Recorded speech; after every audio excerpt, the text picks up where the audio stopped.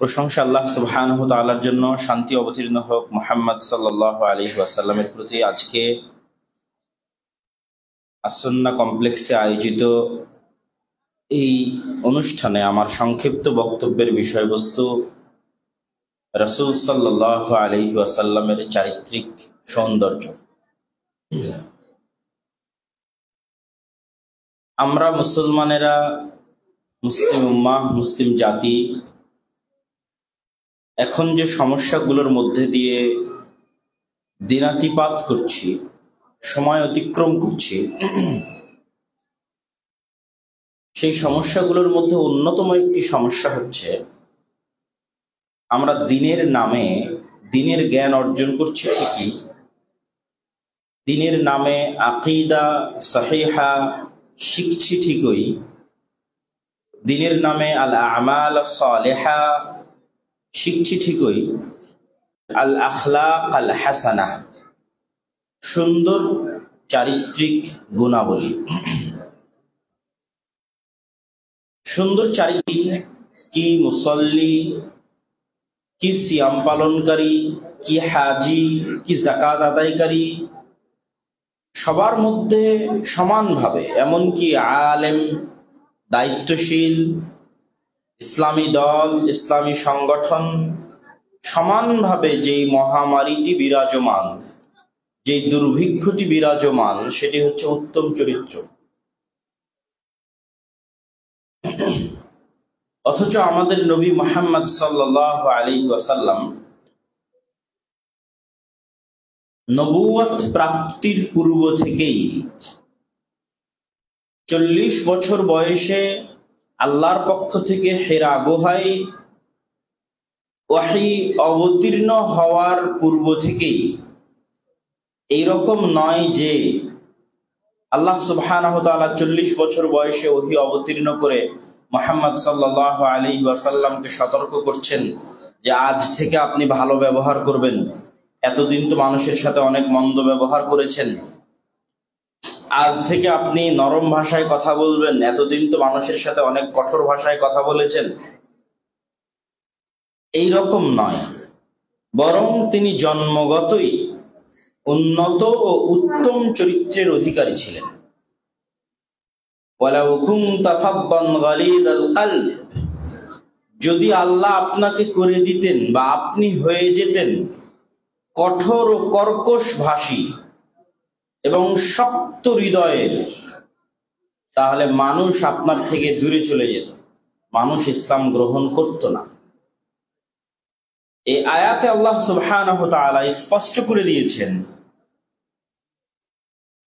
যে ইয়াদখুলুনান নাস, মানুষজন দলে দলে, আফওয়াজা, দলে দলে ইসলামে প্রবেশ করছে। রাসূল সাল্লাল্লাহু আলাইহি ওয়াসাল্লামের জীবদ্দশায়, সাহাবীদের জীবদ্দশায় তার সবচেয়ে বড় কারণ হচ্ছে উন্নত চরিত্র, সবচেয়ে বড় কারণ।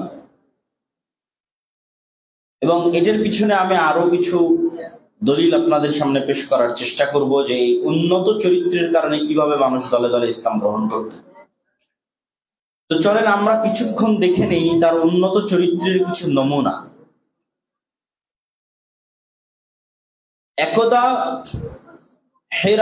হিরা গুহা থেকে যখন রাসূল সাল্লাল্লাহু আলাইহি ওয়াসাল্লাম জিবরাইল আলাইহিস সালাতু ওয়াস সালাম কর্তৃক ইকরা ইকরা ইকরা বিসমি রাব্বিকাল্লাযী খালাক এই আয়াত নিয়ে সর্বপ্রথম সাক্ষাৎ নিয়ে যখন তিনি খাদিজা রাদিয়াল্লাহু তাআলা আনহার নিকটে ফিরে আসলেন, তখন তিনি খাদিজা রাদিয়াল্লাহু তাআলা আনহাকে বলছিলেন, জাম্মিলুনি জাম্মিলুনি, আমাকে চাদর দিয়ে জড়িয়ে দাও, কেননা খাশিতু আলা নাফসি, আমি ভয় পাচ্ছি যে আমার জীবন বা আত্মার কোনো হুমকি হতে পারে, আমি মারা যেতে পারি, এটা আমি ভয় পাচ্ছি। তখন খাদিজা রাদিয়াল্লাহু তাআলা আনহা উত্তরে বললেন, কাল্লা, কখনো নয়, আল্লাহ সুবহানাহু ওয়া তাআলা লা ইখজিকাল্লাহু আবাদা, আল্লাহ আপনাকে কখনোই ক্ষতিগ্রস্ত, অপমানিত করবেন না। কেন ক্ষতিগ্রস্ত অপমানিত করবেন না? এই জন্য যে তাসিলুর রাহিম, আপনি এমন ব্যক্তি যিনি আত্মীয়দের সাথে আত্মীয়তার সুসম্পর্ক রক্ষা করেন। ওয়া তাকরিজ যায়ফ, আপনি এমন ব্যক্তি যিনি বাড়িতে আসা ধনী গরিব যে কোনো প্রকারের যে কোনো মানুষ যে মেহমান হিসেবে বাড়িতে এসেছে তাকে মেহমান হিসেবে মূল্যায়ন করেন। ওয়া তুঈনু আলা নাওয়াইবিল হক, আপনি এমন মানুষ যিনি বিপদগ্রস্ত সমস্যাগ্রস্ত মানুষকে তার বিপদ থেকে উদ্ধারের জন্য সহযোগিতা করেন। ওয়া তাহমিলুল কাল, আপনি এমন মানুষ যিনি যে কোনো ঋণের বোঝায় ঋণগ্রস্ত, ঋণের বোঝায় পিষ্ট, অথবা বাস্তবিক চলার পথে রাস্তায় কোনো বোঝা বহন করতে ক্লান্ত, এইরকম মানুষের বোঝা উঠিয়ে দিতে সহযোগিতা করেন। যদি ঋণগ্রস্ত হয় তাহলে ঋণ পরিশোধে সহযোগিতা করে তার বোঝাটা হালকা করে দেন, অথবা রাস্তায় যদি বোঝা ভারী থাকে যার ফলে সে চলতে পারছে না, তাহলে তার বোঝা শেয়ার করে ভাগ নিয়ে তার বোঝার ভারটা তার উপর থেকে হালকা করে দেন। তো এই গুণগুলোর কথা খাদিজা রাদিয়াল্লাহু তাআলা আনহা বলছেন যে এই গুণগুলো রাসূল সাল্লাল্লাহু আলাইহি ওয়াসাল্লামের মধ্যে আছে নবী হওয়ার পূর্ব থেকেই, জন্মগত। আর এই গুণগুলোর কারণেই মানুষ দলে দলে তার ব্যক্তিত্ব, তার পার্সোনালিটি, তার চরিত্র দ্বারা প্রভাবিত হতো। এমন কোনো মানুষ নাই যে তার সাথে সাক্ষাৎ করে তার চরিত্র দ্বারা প্রভাবিত হয়নি, তার ব্যক্তিত্ব দ্বারা প্রভাবিত হয়নি, তার পার্সোনালিটি দ্বারা প্রভাবিত হয়নি। এবং তার ব্যক্তিত্ব, তার পার্সোনালিটি, তার উন্নত চরিত্র কর্তৃক প্রভাবিত হয়ে মানুষ ইসলাম গ্রহণ করেছে। সম্মানিত উপস্থিতি, যার অসংখ্য অগণিত নজির ইসলামের ইতিহাসে বিদ্যমান। তাহলে রাসূল সাল্লাল্লাহু আলাইহি ওয়াসাল্লামের এই চারিত্রিক গুণাবলীর মধ্যে সবচেয়ে শ্রেষ্ঠ তিনটে গুণাবলী ছিল যেটার দ্বারা তিনি বিখ্যাত হয়েছিলেন নবী হওয়ার আগেই। মানে তার নাম ধাম ছড়িয়ে পড়ে গেছে নবী হওয়ার আগেই, সমগ্র মক্কায় অথবা সমগ্র আরবে, তার তিনটে গুণের কারণে। এক, তিনি ছিলেন সিদ্দিক, সাদাকাতের গুণ তার মধ্যে ছিল, সাদুক, সত্যবাদী। সমগ্র মক্কা জানতো যে অন্য কেউ মিথ্যা বলতে পারে, কিন্তু কে মিথ্যা বলে না? মুহাম্মদ সাল্লাল্লাহু আলাইহি ওয়াসাল্লাম মিথ্যা বলেন না। মানুষ দেখেনি কোনোদিন 40 বছরে তাকে কোনো গল্পে, কোনো আড্ডায়, কোনো গুজবে, কোনো কথায় কখনো চুল পরিমাণ মিথ্যার আশ্রয় নিতে মানুষ দেখেনি। আর একটা গুণের কারণে তিনি নবী হওয়ার আগেই প্রসিদ্ধ হয়েছিলেন, সেটা হচ্ছে আমিন, আমানতদার। আমানতদার মানে তার কাছে আপনি যে কোনো কিছু রেখে নিরাপদ থাকতে পারবেন, নিজেকে নিরাপদ ভাবতে পারবেন। সে জিনিস যত দামি হোক, সে জিনিস যত মূল্যবানই হোক, সেটি ধ্বংস হওয়ার, হারানোর, নষ্ট হওয়ার ভয় থেকে আপনি নিরাপদ। আমিন। এবং আরেকটি জিনিস তার প্রসিদ্ধ হয়ে গেছিল তার নবী হওয়ার আগেই, সেটা হচ্ছে আদালা, ন্যায় পরায়ণতা। হিলফুল ফুদুল গঠনের মাধ্যমে মানুষকে ন্যায় পরায়ণতা দেওয়ার জন্য, সমাজে ন্যায় পরায়ণতা প্রতিষ্ঠা করার জন্য হিলফুল ফুজুল গঠন করা, কিছু বড় বড় মীমাংসায় অংশগ্রহণ করে ন্যায় পরায়ণতা বাস্তবায়ন করা। যেমন হাজরে আসওয়াদের যে বিশাল ঝগড়া, গন্ডগোল, যে হাজরে আসওয়াদ যখন তথা কাবাঘর যখন নতুন করে নির্মিত হয় কুরাইশদের সময়, আজকে আমরা কাবাঘরের যে শেপ দেখি, যে আকৃতি দেখি, এটা কিন্তু ইব্রাহিম আলাইহিস সালাতু ওয়াস সালামের আকৃতির উপর নয়। এটা আছে মক্কার কুরাইশ, কুফফার, মুশরিকরা যে আকৃতির উপর তৈরি করেছিল তার উপর। কেন নাই? আপনারা যারা হজ এবং উমরা করতে গেছেন, কাবায় গেছেন, তারা দেখবেন ওই চারকোনা ঘরের সামনে মাজা কোমর বরাবর একটা গোলাকার দেওয়াল, অর্ধবৃত্তাকার একটা দেওয়াল উঠানো আছে, যেটাকে হাতিম এরিয়া হিসেবে সবাই চিনি। তো ওই অর্ধবৃত্তাকার যে গোলাকার দেওয়ালটা আছে, এটাও মূল কাবার পার্ট, যেই কাবা ইব্রাহিম আলাইহিস সালাম তৈরি করেছে। তথা ইব্রাহিম আলাইহিস সালামের কাবা চতুষ্কোণ ছিল না, তার 2 কোণ আর সামনে এরকম গোলাকার। কিন্তু যখন মক্কার কাফের কুরাইশরা, মুশরিকরা কাবাকে তৈরি করতে গেল, তখন তারা ঘোষণা দিয়েছিল হালাল ইনকাম ছাড়া কেউ এই কাবা নির্মাণে অংশগ্রহণ করবে না। কার কাছে হালাল ইনকাম আছে নিয়ে আসো। তো সবাই নিজ নিজ হালাল ইনকাম দিয়ে কাবা পরিপূর্ণ তৈরি করতে পারেনি। পরিপূর্ণ যখন তৈরি করতে পারেনি, 3 ভাগের 2 ভাগ তৈরি করা সম্ভব হয়েছে, তখন বাকি যে অংশটুকু গোলাকার অর্ধবৃত্তাকার হয়ে আছে, এটা তারা ছেড়ে দিয়েছে। তবুও হারাম ইনকাম দিয়ে কাবা ঘর তৈরি করতে চায়নি। তো এই নির্মাণের সময় হাজরে আসওয়াদকে কাবা থেকে বের করে বাইরে আনা হয়েছে। এখন কাবা ঘর তৈরি হয়ে গেছে, এখন এটা একটা সম্মান যে এই হাজরে আসওয়াদ কে রাখবে। এই সম্মানের অধিকারী হওয়া নিয়ে তৎকালীন মক্কার বিভিন্ন গোত্রের মধ্যে মতভেদ এবং ঝগড়ার একটা পরিবেশ তৈরি হয়। এটাই মীমাংসা করে দিয়ে ন্যায়পরায়ণতা প্রতিষ্ঠা করেছিলেন মুহাম্মদ সাল্লাল্লাহু আলাইহি ওয়াসাল্লাম, যে আমি একটা চাদর দিয়ে দিচ্ছি, আমি ওই হাজরে আসওয়াদটা ওই চাদরের উপর উঠাবো, আর তোমাদের যত গোত্র আছে, যত দায়িত্বশীল আছে, সবাই চাদরের প্রত্যেকটা কোণা ধরে পুরো হাজরে আসওয়াদকে তোমরা উঠিয়ে কাবা ঘরের পাশে নিয়ে যাবে। তাহলে সবাই তোমরা সম্মানের অধিকারী হলে এই হাজরে আসওয়াদ নিয়ে যাওয়াতে। আবার যখন কাবা ঘরের পাশে যাবে, তখন আমি আবার হাজরে আসওয়াদ উঠিয়ে কাবা ঘরে রেখে দেব। তা আমরা আলোচনা করলাম রাসূল সাল্লাল্লাহু আলাইহি ওয়াসাল্লামের 3টা গুণ তার নবী হওয়ার আগে সমগ্র মক্কায় ছড়িয়ে পড়েছিল।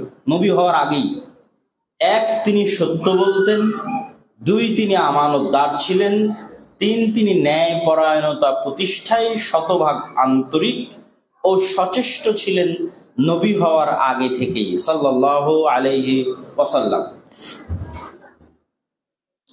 কিন্তু দুঃখজনক হলেও সত্য যে আমাদের নবী মুহাম্মদ সাল্লাল্লাহু আলাইহি ওয়াসাল্লাম নবী হওয়ার পরে যে বিধানগুলো আমাদের দিয়ে গেলেন, যেগুলো ইসলামের বাহ্যিক বিধান, আমরা মুসলমানেরা ওই বাহ্যিক আনুষ্ঠানিকতা নিয়ে অভিনয়ে ব্যস্ত আছি।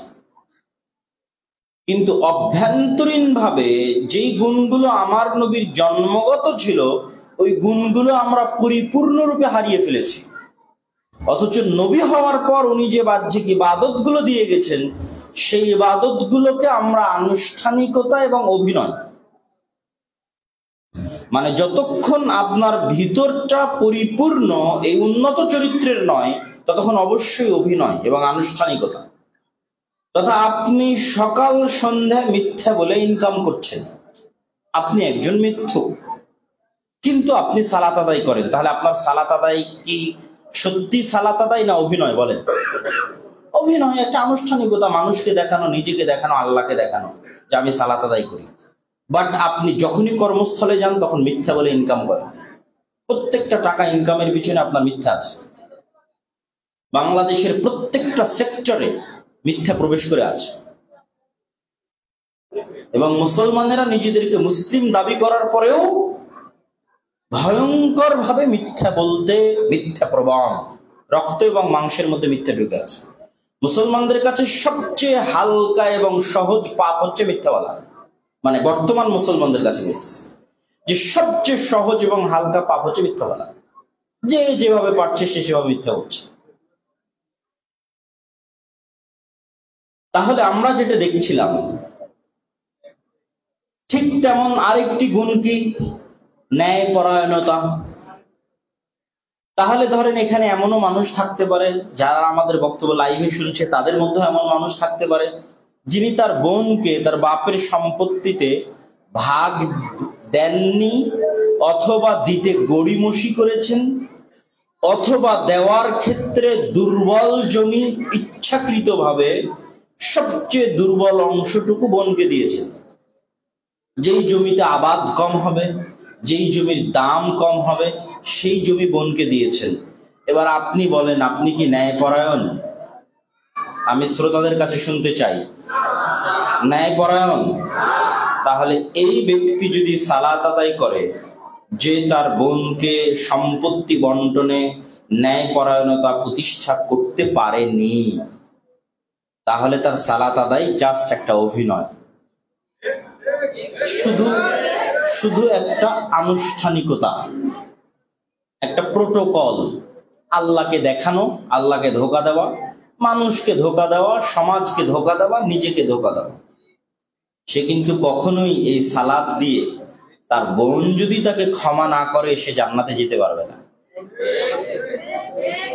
কি জন্য যেতে পারবে না?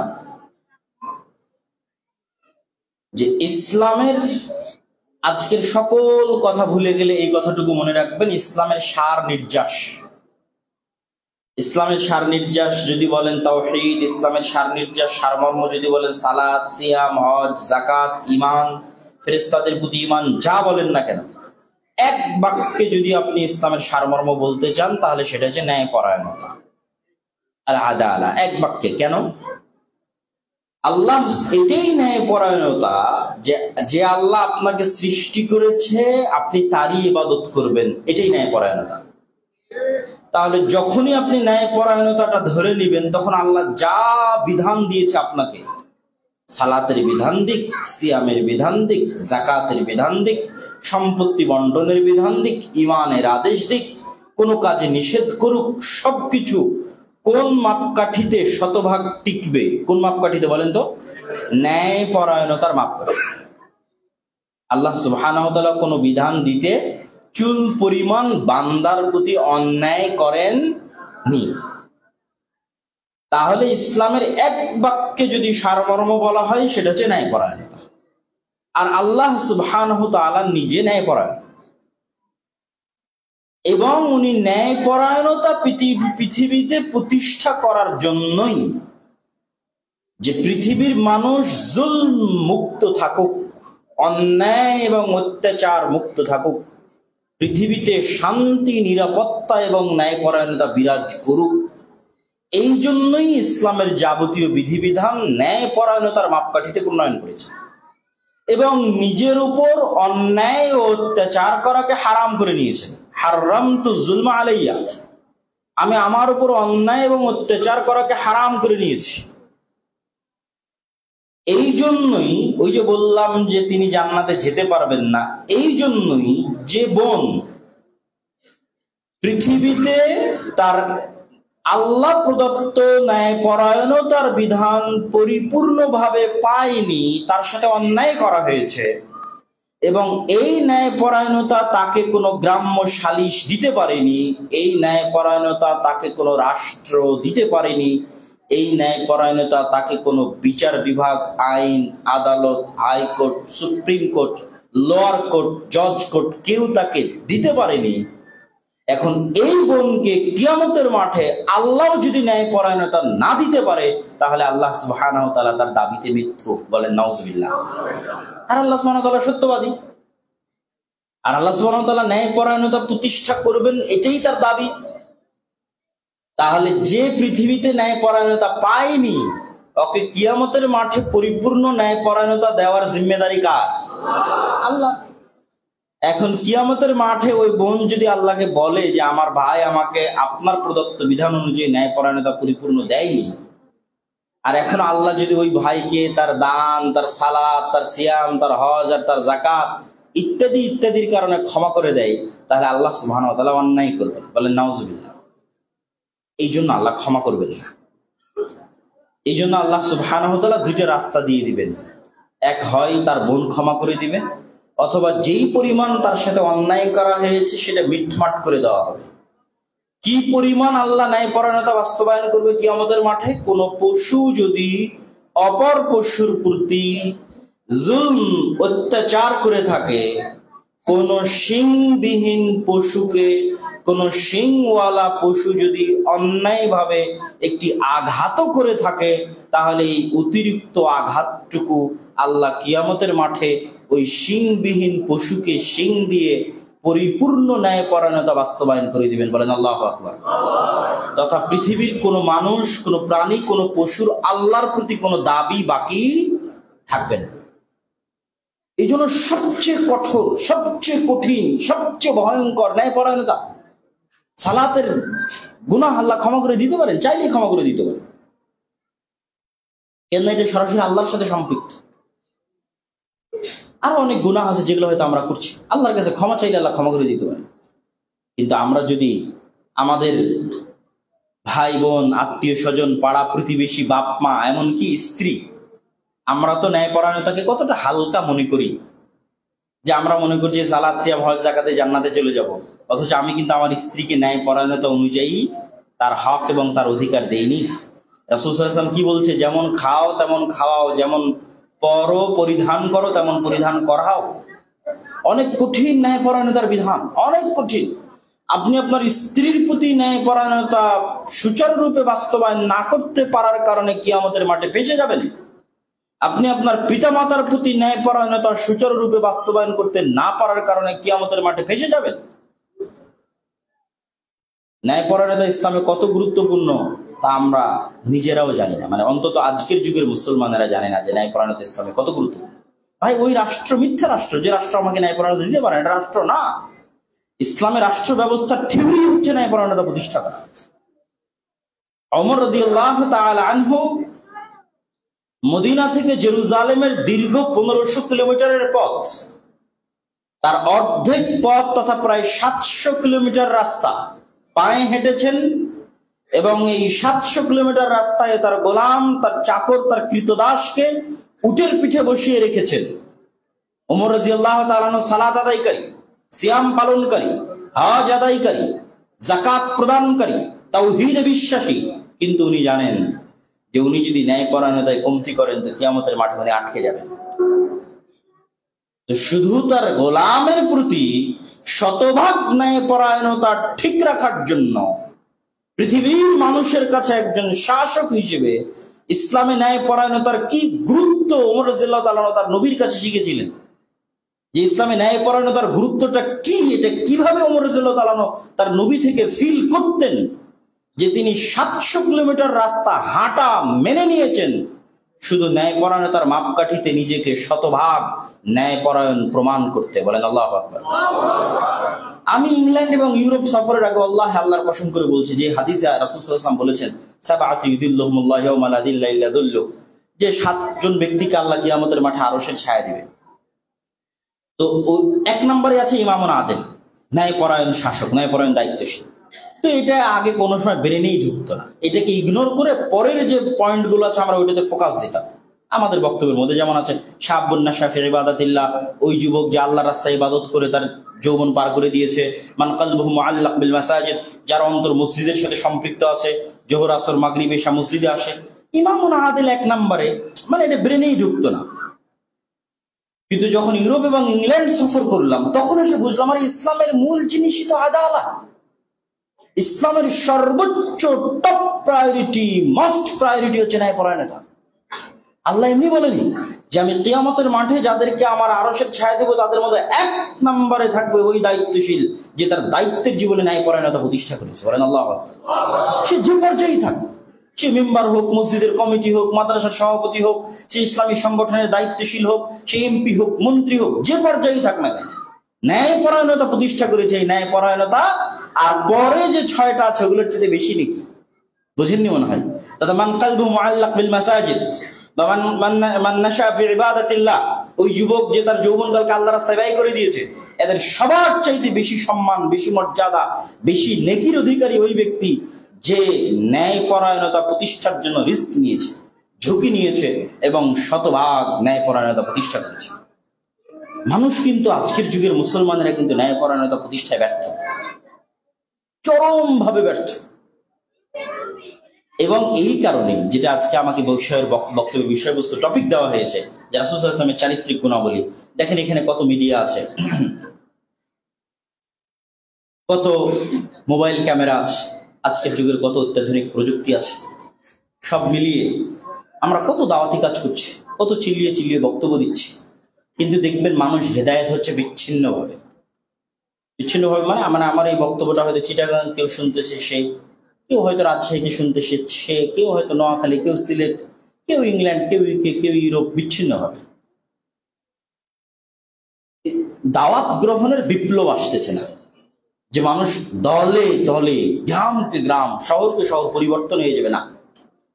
অথচ যেই যুগে এগুলো কিছুই ছিল না, না মোবাইল, না কম্পিউটার, না তথ্য প্রযুক্তি, না কিছু, না মাক্তাবা সামেলা, না ল্যাপটপ, না ফেসবুক, না ইউটিউব, না টুইটার, কিন্তু মানুষ দলে দলে ইসলাম গ্রহণ করেছে, গ্রামকে গ্রাম, এলাকাকে এলাকা, দেশকে দেশ।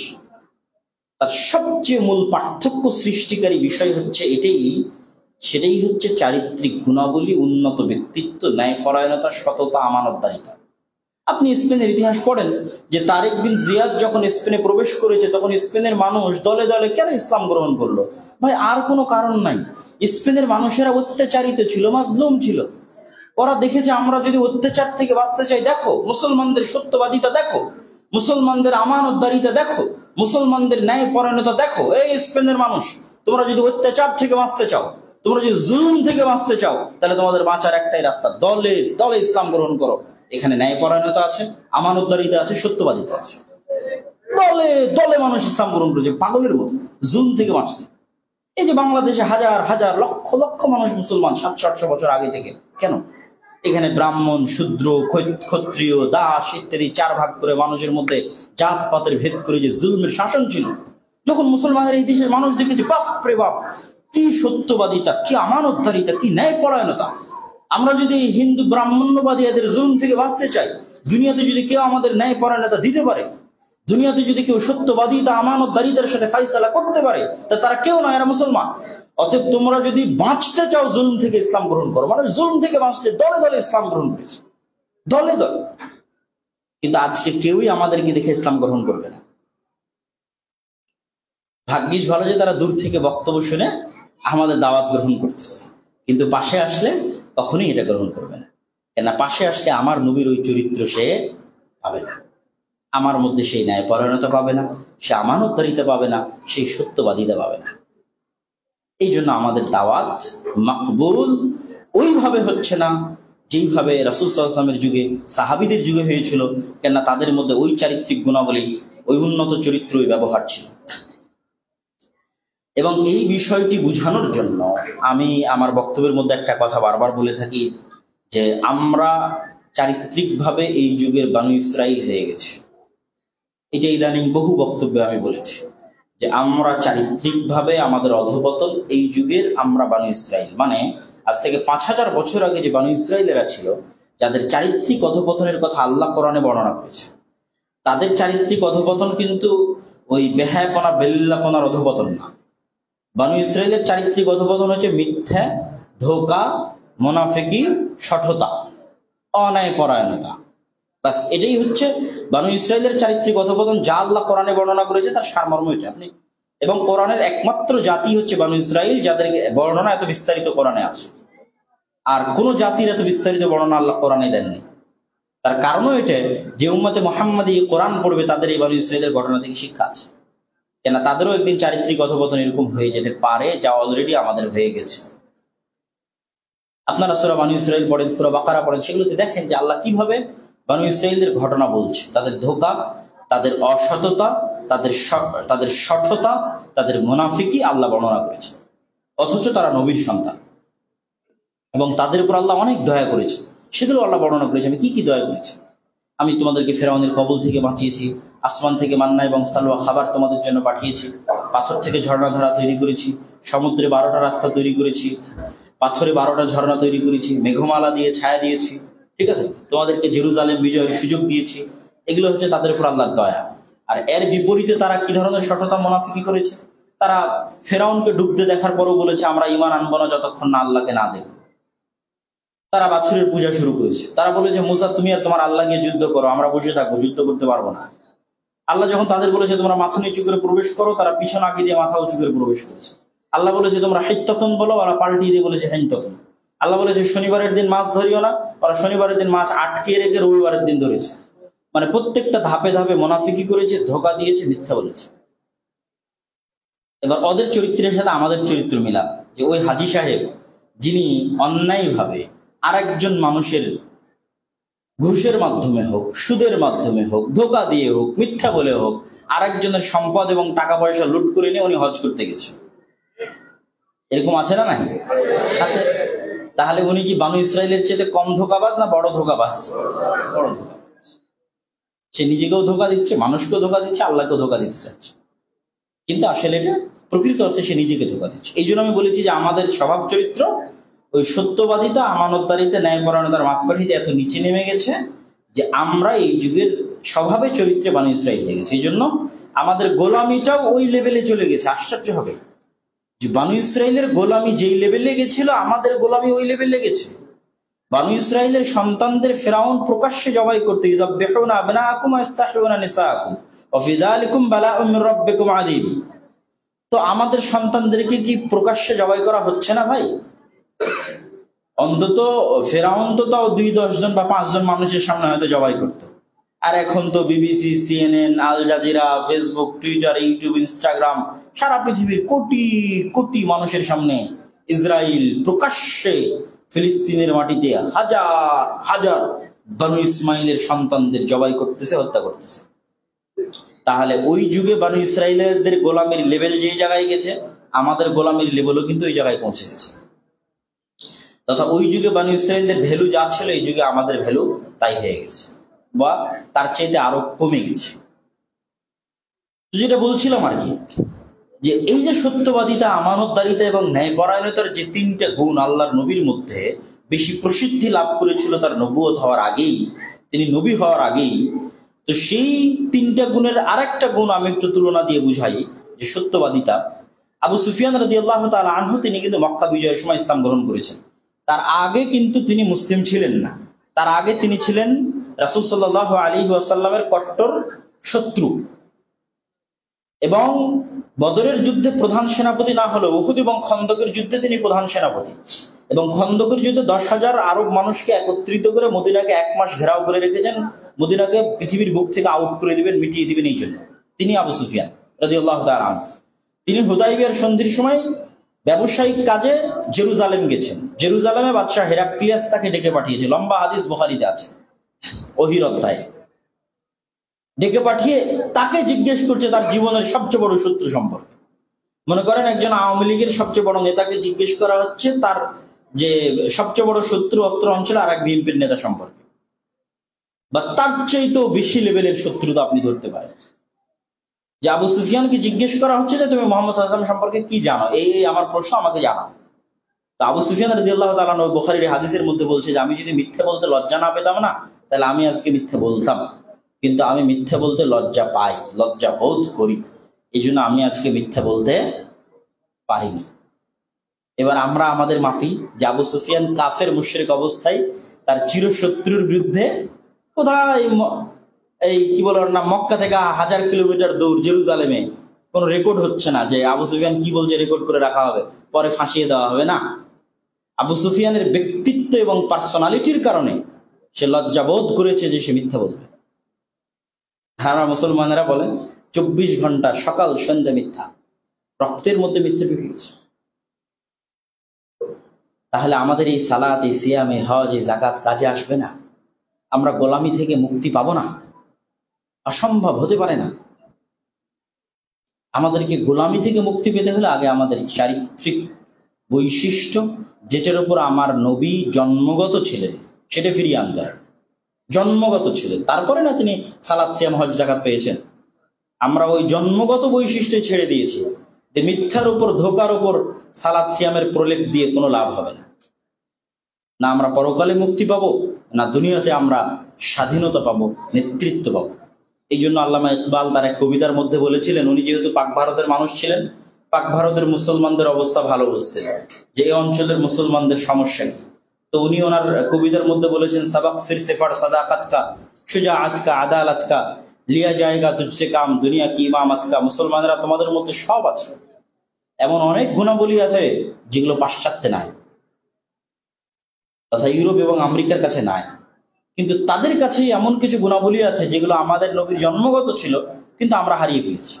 কিন্তু তারা ন্যূনতম হলেও ধরে রেখেছে। যেমন ন্যায়পরায়ণতার মতো একটা গুণ। একটা রাষ্ট্র, মিথ্যুক রাষ্ট্র, মিথ্যা রাষ্ট্র, ব্যর্থ রাষ্ট্র যে তার নাগরিককে ন্যায়পরায়ণতা দিতে পারে না, এটা রাষ্ট্রই না। ইসলামের দৃষ্টিতে রাষ্ট্রের কোয়ালিটির মধ্যেই পড়ে না। তাহলে আপনি যখন ইউরোপ এবং আমেরিকা সফর করবেন, তখন দেখবেন যে ওটা ইসলামের দৃষ্টিতে রাষ্ট্রের কোয়ালিটির মধ্যে পড়ে। এই জন্য ইসলামের রাষ্ট্রীয় ব্যবস্থার সিস্টেমের মধ্যে ন্যূনতম হলেও পড়ে এই জন্য যে ওই রাষ্ট্র তার নাগরিকদেরকে ন্যূনতম ন্যায়পরায়ণতা দেওয়ার জন্য বদ্ধপরিকর, ন্যূনতম ন্যায়পরায়ণতা দেওয়ার জন্য বদ্ধপরিকর রাষ্ট্র। তো ওইটা দেখে উনি বলেছিলেন যে মুসলমানেরা তোমাদের মধ্যে সব আছে, তোমাদের মধ্যে যেটা নাই তোমরা নতুন করে সত্য বলাটা শিখো, মিথ্যা বলাটা ছেড়ে দাও আল্লাহর বাস্তে। তোমাদের নবী জীবনে কোনোদিন মিথ্যা বলেন, কোনোদিন মিথ্যা বলা শিখাননি। সাহাবীদের সত্যবাদিতা, আমার যেই সাহাবী তার কাফের অবস্থায় মিথ্যা বলেনি, আবু সুফিয়ান রাদিয়াল্লাহু তাআলা আনহু, তার কাফের অবস্থায় মিথ্যা বলেনি, ও মুসলমান হলে কি হবে? আরো শতগুণ আগুন হবে। তার পার্সোনালিটি, তার ব্যক্তিত্ব আরো 1000 গুণ টপ লেভেলে চলে যাবে। তারই তো পরবর্তী বংশধর উমাইয়া খেলাফা। কেমনে তারা পুরো পৃথিবী বিজয় করেছে? এমনি বিজয় করে না, ওই সত্যবাদিতা, আমানতদারিতা, ন্যায়পরায়ণতার উপর কঠিন থাকার জন্য তারা সমগ্র পৃথিবী, অর্ধেক পৃথিবী বিজয় করে ফেলেছে অল্প সময়ের মধ্যে। খালি এই কয়েকটা নেতৃত্বের বৈশিষ্ট্যের সর্বোচ্চ লেভেলের গুণাবলী। তারা তো কাফের অবস্থাতে মিথ্যা বলে। তা তোমাদের মধ্যে যে গুণগুলো নাই, কি তোমরা নতুন করে সত্য বলা শিখো, নতুন করে ন্যায়পরায়ণতা প্রতিষ্ঠা করা শিখো। দেখেন, আপনি ইসলামী দলে যান, ইসলামী সংগঠনে যান, মাদ্রাসায় যান, মসজিদে যান, আলেম ওলামার কাছে যান, সালাত সিয়াম হজ যাকাত সবই পাবেন, ন্যায়পরায়ণতা পাবেন না। 90% ইসলামিক দল এবং ইসলামিক সংগঠনে পদায়ন হয় চামচামির ভিত্তিতে। 90% ইসলামিক দল, ইসলামিক সংগঠন কোথাও ন্যায়পরায়ণতার ভিত্তিতে পদায়ন হয়। তাহলে এরা কি করে দেশ চালাবে বলেন? কেমনে দেশ চালাবে? দেশ চালানোর ন্যূনতম যোগ্যতা তো তাদের মধ্যে নেই, তাহলে দেশ চালাবে কেমনে? এটা খুবই ভয়ঙ্কর জিনিস। ন্যায়পরায়ণতা আমাদের সাথে খুবই ভয়ঙ্কর জিনিস। এই জন্য আমরা যতই জালসা করি, সম্মেলন করি, যাই করি, এগুলোর দিন শেষে ফলাফল হচ্ছে জিরো, যদি না আমরা এই উন্নত বৈশিষ্ট্য, নেতৃত্বের এই গুণাবলীগুলো আমাদের মধ্যে না নিয়ে আসতে পারি। তোমরা ন্যায়পরায়ণতা শিখো, সত্য বলা শিখো, আমানতদারিতা শিখো। তারপর আমার বক্তব্য শেষের দিকে চলে যাই, লম্বা করব না। ফিরআউনের মতো কাফেরের সাথে ভালো ব্যবহারের জন্য আদেশ আল্লাহ সুবহানাহু ওয়া তাআলা মুসা আলাইহিস সালামের মতো নবীকে দিয়েছেন। ফিরআউনের মতো কাফেরের সাথে কালামান লাইয়িন, নরম ভাষায় কথা বলার আদেশ আল্লাহ দিয়েছেন মুসা আলাইহিস সালামের মতো নবীকে। আর আমরা কি হয়ে গেলাম যে আমরা আমাদের মুসলিম ভাই যে এখনো কাফের হয়নি, হয়তো ভুলবশত কোনো বেদাতের মধ্যে আছে, তার সাথে আমরা কি ভাষায় কথা বলছি, কি বাক্য ব্যবহার করছি আমাদের বক্তব্যের মধ্যে, আমাদের আলোচনার মধ্যে, আমাদের চলাফেরার মধ্যে। তাহলে এটা কখনোই আল্লাহ এবং আল্লাহ রাসূলের দাওয়াতেই উসলুব নয়, চারিত্রিক বৈশিষ্ট্য নয়।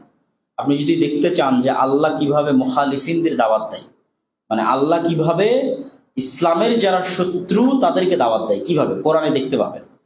কোরআনে যান, আল্লাহ সুবহানাহু ওয়া তাআলা নিজে কিন্তু ইহুদিদেরকে বলেছেন যে এরা হচ্ছে অভিশপ্ত, কিন্তু আবার ওদেরকে যখন দাওয়াত দিতে গেছেন, আল্লাহ দাওয়াত দিচ্ছেন ডাক দিয়ে, তখন বলেছেন ইয়া বানি ইসরাঈল আযকুরু নি'মাতি আল্লাতী আন'আমতু আলাইকুম।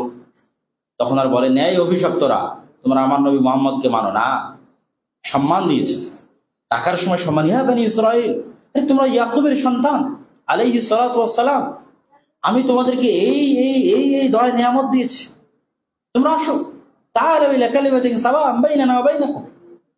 অনেক নম্র এবং পোলাইটনেসের সাথে আল্লাহ দাওয়াত দিয়েছে। যখন আল্লাহ খ্রিস্টানদের দাওয়াত দিয়েছে, খ্রিস্টানদেরকে আল্লাহ কোরআনে বলেছে জালিম, পথভ্রষ্ট, কিন্তু দাওয়াত দেওয়ার সময় কখনোই বলেনি যে পথভ্রষ্টরা আসো। দাওয়াত দেওয়ার সময় বলেছে ইয়া আহলাল কিতাব, হে কিতাবের অধিকারীরা, আমি তোমাদেরকে তাওরাত দিয়েছি, ইনজিল দিয়েছি, জাবুর দিয়েছি। সম্মান, যাদেরকে আল্লাহ কিতাব দিয়েছে এটা তাদের জন্য সম্মান। ইয়া আহলাল কিতাব, হে কিতাবের অধিকারীরা, সম্মান। তারপর আল্লাহ সুবহানাহু ওয়া তাআলা যখন মুশরিক সহ দুনিয়ার আর সকল মানুষকে, মাজুসি সহ, অগ্নি পূজক সহ সবাইকে দাওয়াত দিয়েছেন, তখন যেটা সর্বশ্রেষ্ঠ সম্মান সেটা দিয়ে দাওয়াত দিয়েছেন, সেটা হচ্ছে ইয়া আইয়ুহান নাস, ইয়া ইবাদি, হে মানুষ, হে আদমের সন্তান, হে আমার বান্দা। একটা মানুষের সর্বোচ্চ সম্মান হচ্ছে সে আদমের সন্তান। মানে সে ডোম হোক, চামার হোক, মেথর হোক, মুচি হোক, তাকে আপনি কোন দৃষ্টিতে দেখেন, কোন জায়গায় জব করে, সমাজের কি পর্যায়ে আছে, এগুলো আল্লাহর কাছে ধর্তব্য না। আল্লাহর কাছে ধর্তব্য সে কার সন্তান? আদমের সন্তান। এটা সম্মান। ও মুচি হলো আদমের সন্তান, মেথর হলো আদমের সন্তান, ও ডোম চামার হলো আদমের সন্তান, ও রিক্সা চালক হলো আদমের সন্তান, ও সুইপার হলো আদমের সন্তান।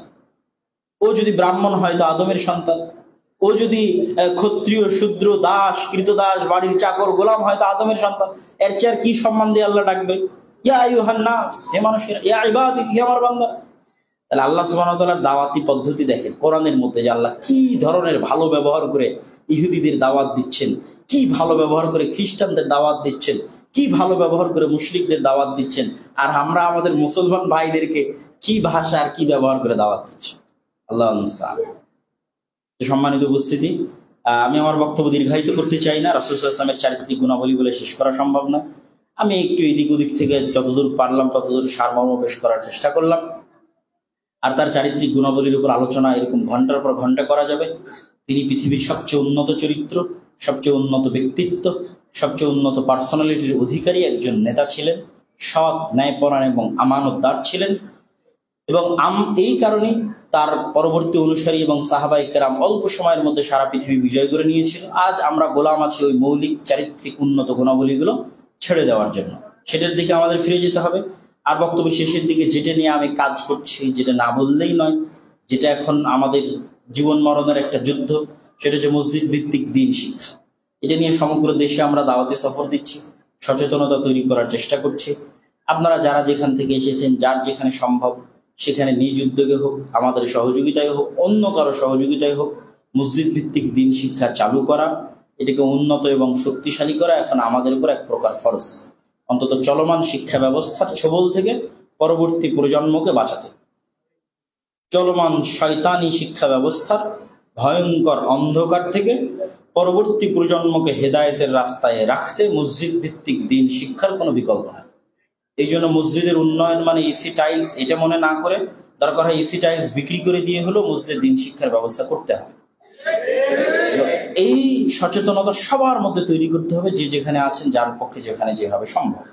আর এটা বাস্তবায়ন করার জন্য, যেহেতু মক্তব একটা অবহেলিত পাঠ ছিল আমাদের সমাজের, এই জন্য মক্তবের শিক্ষকরা অনেক অবহেলিত, তাদের কেউ খোঁজ নেয় না, তাদের কেউ বেতন সূচনের ব্যবস্থা করে না, তাদের কেউ ট্রেনিং দেয় না। তো আমরা আমাদের সাধ্য অনুযায়ী চেষ্টা করছি, বিশেষ করে মক্তবের শিক্ষকরা যেন একটা ভালো মানসম্মত শিক্ষা নিয়ে বাচ্চাদের শিক্ষা দিতে পারে। এই জন্য আমাদের ট্রেনিংকে আমরা উন্মুক্ত করে দিয়েছি। আমাদের ট্রেনিং ফি সাবিলিল্লাহ, যে যেখান থেকে আসবে তার যাতায়াত খরচ আমরা দিব, তার থাকা খাওয়ার খরচ আমরা বহন করব, এবং সে পরিপূর্ণ আমাদের সিলেবাসের উপর ট্রেনিং নিয়ে গিয়ে, এবং আলহামদুলিল্লাহ ভালো ফিডব্যাক। এখন পর্যন্ত 150-র অধিক মসজিদের ইমামেরা, শিক্ষকেরা, মক্তবেরা, এবং এখন রমাজানের আগের শেষ ব্যাচ, পঞ্চম ব্যাচের ট্রেনিং আজকে থেকে শুরু হলো আল জামিয়া সালাফিয়া রাঙ্গিপাড়া বাবা রাজশাহীতে। তো এই ট্রেনিং এর ফিডব্যাক আলহামদুলিল্লাহ খুবই ভালো, কেননা মক্তব পাঠটা খুবই অবহেলিত ছিল সমাজে। তো তারা একটা ট্রেনিং পাচ্ছে, কিছু শিখতেছে, আবার বাচ্চাদেরকে গিয়ে ভালো ফিডব্যাক দিতে পারছে। তো আমরা সহযোগিতার জন্য অপেক্ষমান। মানুষ আমাদেরকে দেখলে মনে করে জালসা নিতে হবে, আমাদেরকে দেখলে মনে করে সম্মেলন নিতে হবে। আর আমি মনে করি যে না, আপনি আমার কাছে জালসা সম্মেলন নিয়েন না, আপনি মসজিদ ভিত্তিক দ্বীন শিক্ষার দাওয়াতি কাজে সম্পৃক্ত হন। আমি ফি সাবিলিল্লাহ আপনার এলাকায় আসবো, ইনশাআল্লাহ আসছি, গেছি, এখন পর্যন্ত 150-র অধিক মসজিদে গেছি, আরো মসজিদ চলমান অব্যাহত আছে, সফর আছে, যাবো ইনশাআল্লাহ। কিন্তু এই একদিনের জন্য এই জালসা সম্মেলন আয়োজন করে মানুষকে তেমন একটা কিছু শিখানো যায় না। আর আমরা সিলেবাসও সংক্ষিপ্তভাবে তৈরি করার চেষ্টা করেছি, আমাদের উস্তাদেরাই তৈরি করেছে। যেমন শেখ আব্দুল আলী মাদানী আছে, আব্দুল বারি বিন সুলাইমান, হাসান আল বান্না মাদানী, ইউসুফ মাদানী, ভালো ইন্ডিয়ান ভারতের শিক্ষক, বাংলাদেশের শিক্ষক, তারা মিলে কায়দার বই হিসেবে ওসমানী কায়দা আর আদর্শ শিক্ষা, এটা হচ্ছে দিনের জন্য, মৌলিক দিনের জ্ঞানের জন্য, হয়তো এটার নাম পরিবর্তন হয়ে তালিম উদ্দিন হিসেবে আসতেছে অচিরেই।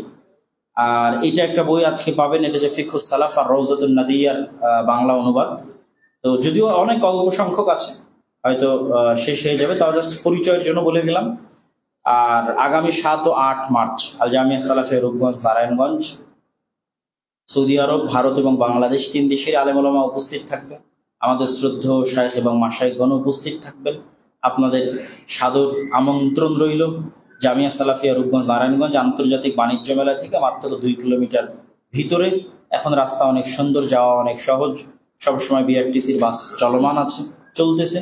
অতএব জামিয়া সালাফিয়ার 7 এবং 8 মার্চের সম্মেলনে আপনাদের উপস্থিতি কামনা করে আমি আমার আজকের সংক্ষিপ্ত বক্তব্য শেষ করছি এবং আল্লাহ সুবহানাহু ওয়া তাআলার নিকটে দোয়া করছি, আল্লাহ আমাদের সত্য বলার তৌফিক দান করুক। আল্লাহ জীবনে মরণে, কষ্টে দুঃখে সদা সর্বদা আল্লাহ সুবহানাহু ওয়া তাআলা আমাদের সত্যের উপর অটল রাখুন, আমিন।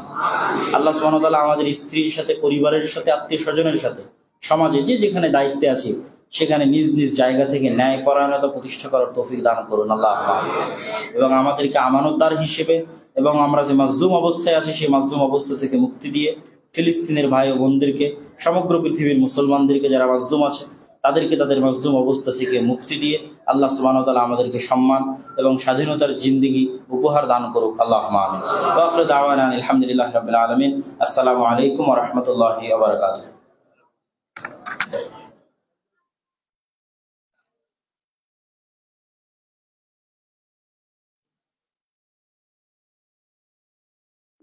জাযাকাল্লাহু খাইরান লিফাদিলাতি শেখ আব্দুল্লাহ বিন আব্দুর রাজ্জাক মাদানী হাফিজাহুল্লাহ।